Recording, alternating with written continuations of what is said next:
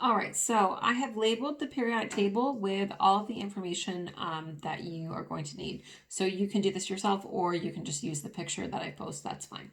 So most important thing is atomic number is equal to the proton number, which is also equal to the electron number. And you're not going to need to worry about ions because we're not going to really talk about ions anymore.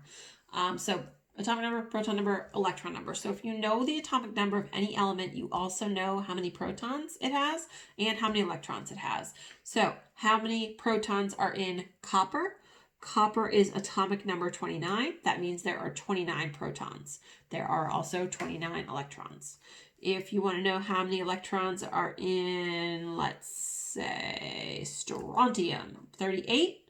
Element number 38, 38 protons, 38 electrons. Okay, so atomic number is equal to the proton number, which is equal to the electron number. Those three things are always same. So if you know one thing, you actually know three things.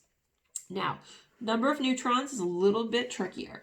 Neutrons is going to be the mass number subtracted by the proton number. So this is actually the atomic mass. Electrons do not have any weight to them. Electrons are barely even matter. They are more like energy, and electrons is what we're going to be talking about during the rest of this unit. The mass of the nucleus, and therefore the mass of the atom, comes from the nucleus in the protons and the neutrons. So protons plus neutrons makes up the entire mass of the atom. That's the mass number. Now remember, average atomic mass includes all of the different isotopes that exist. So we really need to look at mass number if we're going to be looking at the number of neutrons.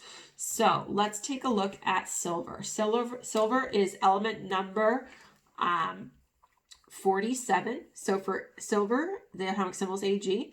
The average atomic mass says 107.868. That tells me that the most abundant isotope of silver is 108.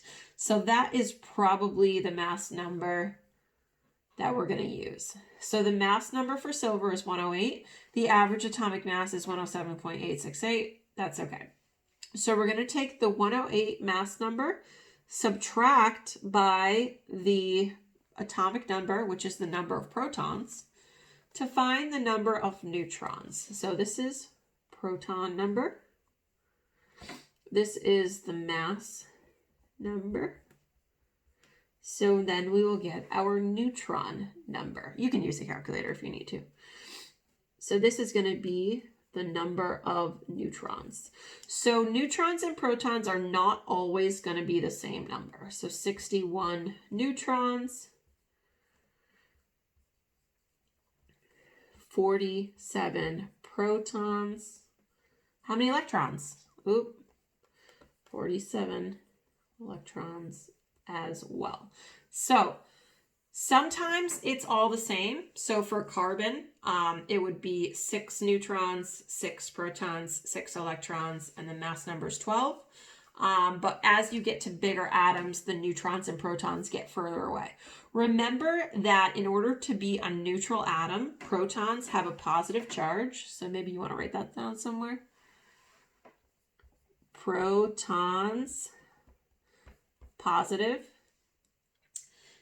Electrons are negative. And then, where am I going to write this? Neutrons are neutral.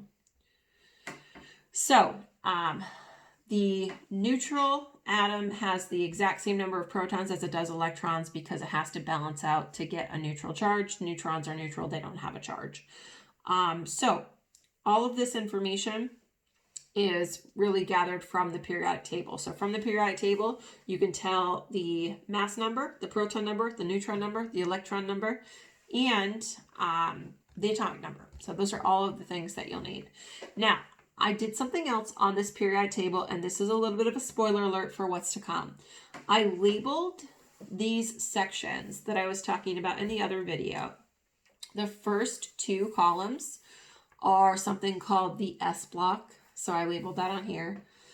The middle here in the transition elements is called the D block. And the ones over here, the 6, are called the P block. and the 2 rows down here are called the F block. You can label those on your periodic table, and we'll explain what those mean in our next lesson, but for now, just labeling them is good.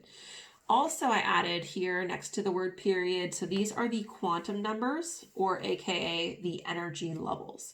So you might want to write energy level or quantum number 1, 2, 3, 4, 5, 6, 7. There's 7 different energy levels, 7 quantum numbers.